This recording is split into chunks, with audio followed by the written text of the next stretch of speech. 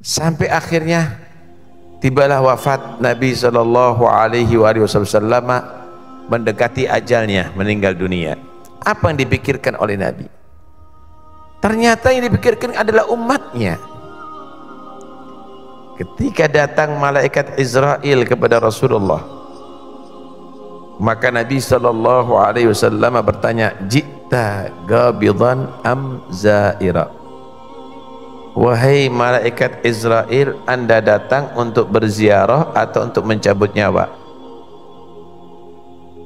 Malaikat Israel menjawab, "Ji'tu zairan wa gabidan in adinta." Aku datang untuk berziarah kepada Anda ya Rasulullah, sekaligus mencabut nyawa jika Anda berkenan.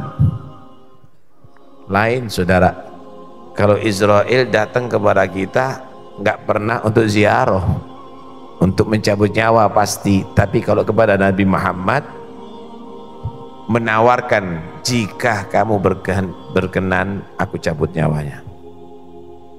Nabi SAW ada sesuatu yang dalam benak pikirannya. Beliau tanya, "Aina Jibril?" Mana Jibril? Mana Jibril? Tidak lama datang Jibril. Kemudian Nabi bertanya kepada Jibril, "Man li ummati min ba'di?"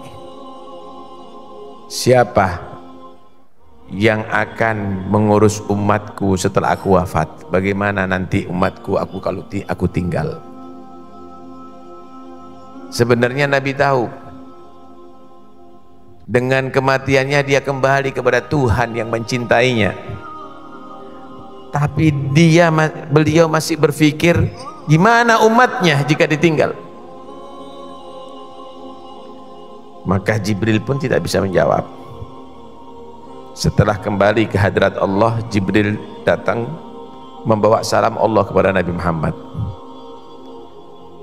Maka Jibril menyampaikan, "Innallaha yugri'ukas salam wa qal Bashir Habibi Muhammad SAW bi annal jannata muharramun alal anbiya'i wa umamihim qabla an tadkhulaha anta wa ummatuk sallallahu alaihi wasallam." Allah memberikan salam kepada Anda wahai kekasih Allah, dan Allah berkata, beri kabar gembira kepada kekasihku Muhammad bahwa sesungguhnya aku Allah mengharamkan surga untuk para nabi dan umat mereka sebelum engkau dan umatmu masuk ke surga. Sallu alal habib. Setelah mendengarkan jawaban dari Nabi, jawaban dari Jibril, maka Nabi menyatakan, "Al-an taba nafsi." Sekarang tenang jiwaku. Ar-rafiqal a'la, ar-rafiqal a'la. Aku pilih ingin dekat dengan Tuhanku. Aku milih untuk meninggal dunia untuk lebih dekat dengan Tuhanku. Masih berpikir Anda, Rasulullah sallallahu alaihi wasallam. Bahkan nanti di hari kiamat, ketika Allah subhanahu wa ta'ala mempersilahkan Nabi untuk masuk surga, beliau tidak mau masuk surga kecuali dengan Anda semuanya. Yunsabu lil anbiya'i yaumal qiyamah manabir min nur kulluhum yajlisuna 'alaiha ghaira mimbari la ajlisu alaih khifata an yub'atha bi ilal jannah wa atruku ummati fil hisab. Nanti di hari kiamat, para anbiya disediakan oleh Allah mimbar-mimbar dari cahaya untuk mereka duduk di atas mimbar dan dihantarkan ke surga. Semua siap masuk surga, seluruh nabi. Cuma mimbarnya Rasulullah sallallahu alaihi wasallam dikosongkan.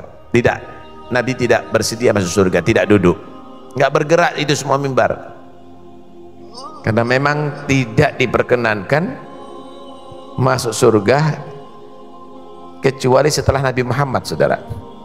Qara'tu babal jannah faqala li khazinuha man bil bab faqultu ana Muhammad faqala bika umirtu alla aftaha li ahadin gablak. Bakal aku ketuk nanti pintu surga, maka penjaga pintu surga berkata, siapa yang di pintu? Aku jawab, aku Muhammad. Maka malaikat penjaga pintu surga berkata, aku ditugas oleh Allah tidak boleh membuka sebelum engkau, wahai Muhammad. Para anbiya udah duduk di atas mimbar, mereka siap masuk surga. Nabi Muhammad tidak siap masuk surga. Kenapa?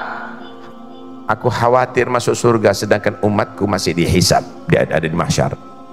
Sallu alal habib. Maka Allah memberikan syafa'atul udma kepada Rasulullah. Tahukah anda ketika Allah menegur, madza turidu an asna'a bi ummatika ya Muhammad, apa yang engkau mau untuk aku perbuat kepada umatmu ya Muhammad? Allahumma ajil hisabahum, ya Allah percepat hisab umatku, percepat hisab umatku.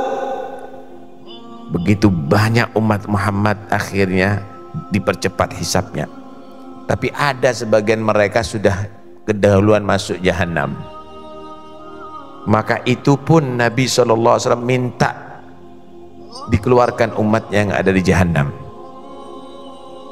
sampai malaikat jahanam berkata, ma tarakta min ummatika li ghadabi rabbika min baqiyah. Muhammad, enggak engkau sisakan segelintir pun daripada umatmu untuk disiksa oleh Tuhanmu. Itulah cintanya Rasulullah kepada antum semuanya.